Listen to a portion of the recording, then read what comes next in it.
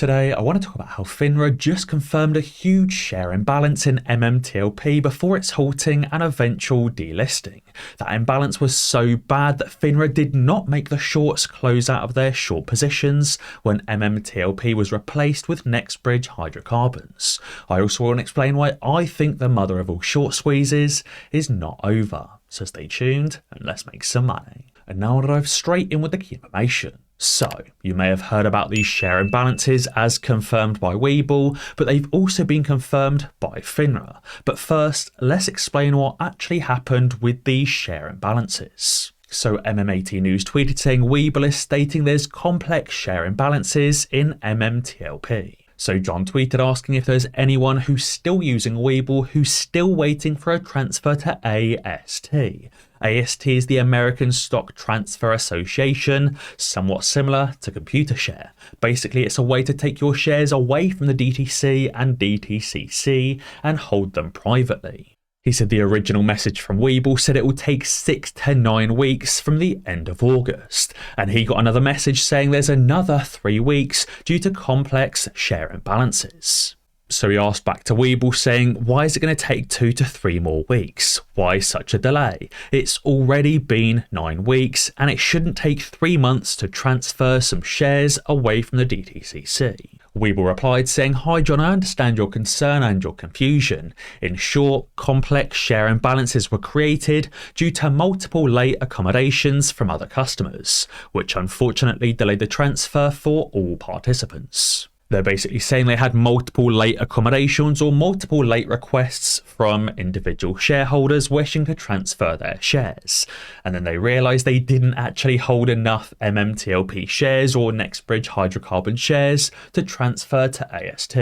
And as Iron Ape has tweeted in response to FINRA's new documentation about MMTLP, he said, so basically, FINRA admits to the MMTLP share imbalance, but says that it's not significant or probably or mostly just fine. So trust us, bro, it's cool. One of the really interesting things I found when reading through FINRA's updated documentation on MMTLP was this question 18. Question 18 asked FINRA saying, did the corporate action require that short positions be closed out of? And did the halt allow short sellers to avoid those closeout obligations? And FINRA have said the NextBridge MMTLP corporate action itself did not require investors with short positions in MMTLP to purchase shares to close out of their positions. Further, the trading halt did not change short sellers' closeout obligations. Basically saying that as a result of the halt and as a result of MMTLP's corporate action, they did not require shorts to close their positions.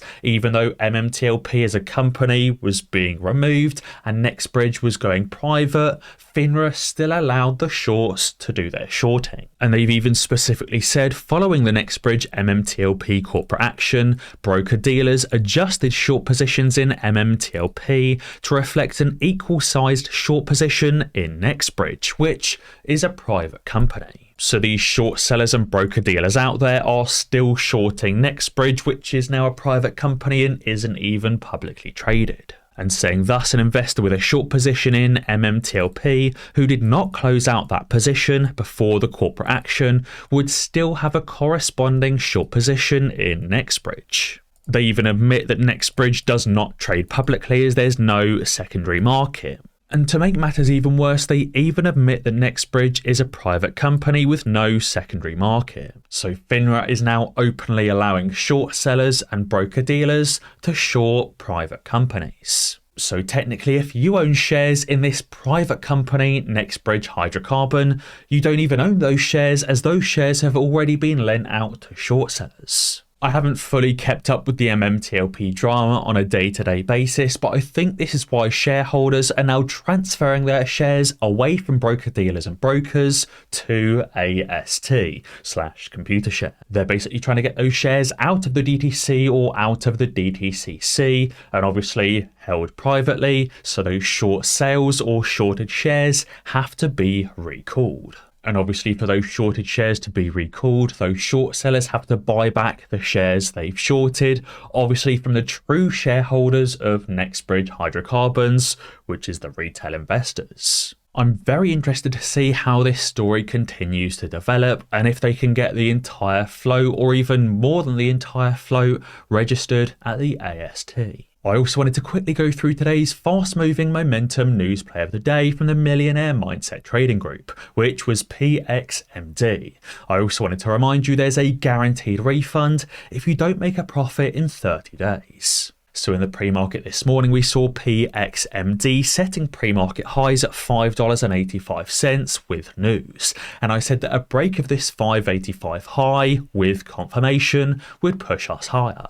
In the pre-market alone, it eked us out a 20% gain, but when the market opened, it ran for a total gain of 75%. In the group, we also have educational videos teaching you how to use things like 30 and 48 averages and the Bollinger Bands to get out of a trade and maximize your profits. I want to give a massive shout out to Grant, who took the trade in his Scotia iTrade account, buying in at $5.96 and selling at $8.35 for a whopping 40% gain. And if you want to make these 40% gains like Grant, be sure to join the Millionaire Mindset Trading Group linked in the description below. And I also wanted to explain why I think the mother of all short squeezes isn't over. I came across this brilliant article titled "Remembering the Legendary Volkswagen Short Squeeze."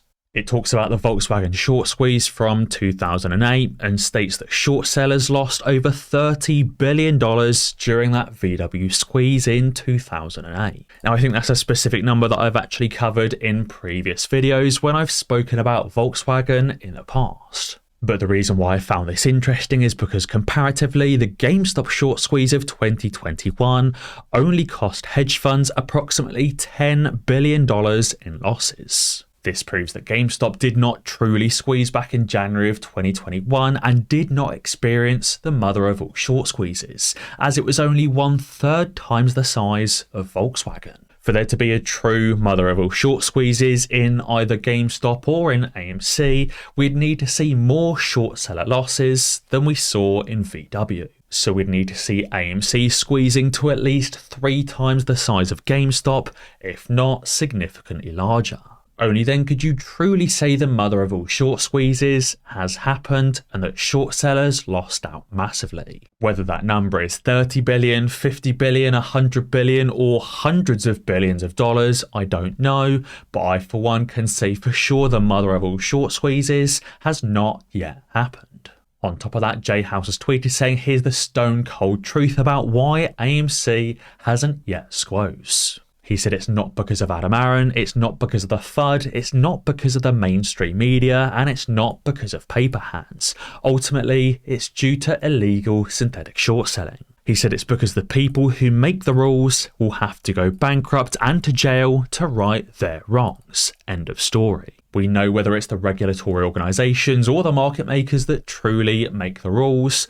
Either way, they're currently making the rules in their favour, avoiding margin calls wherever possible. Which interestingly leads me on to this tweet from Barchart about hedge funds and their risky basis trade. You know I've kind of briefly covered this basis trade before, but it's what almost caused Citadel to collapse back in 2020 and 2021. At that time, they were shorting the treasury market massively, and that basis trade went against them, and Citadel required a bailout effectively from the Fed.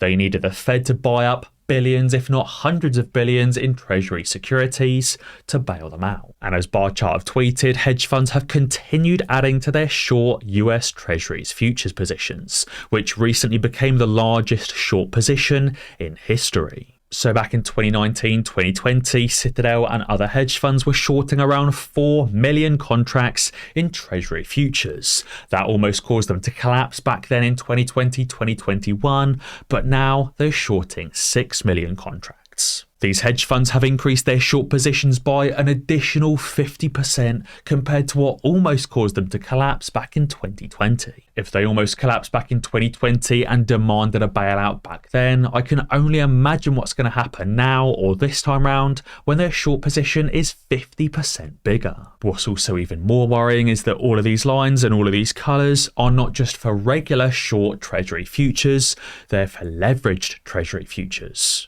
These hedge funds have been taking risky trades, and those trades are only getting riskier and riskier and riskier. That's why the House Committee for Financial Services is consistently speaking about how much of a systematic risk these over-leveraged hedge funds are currently posing. And it won't be long until, as Jay House says, something at some point will break. And these hedge funds that are creating this systemic risk will explode. Now, on top of that, somebody asked Charles Payne about his thoughts on Gary Gensler's recent tweet. If you haven't seen Gary's recent tweet, let's go through it together.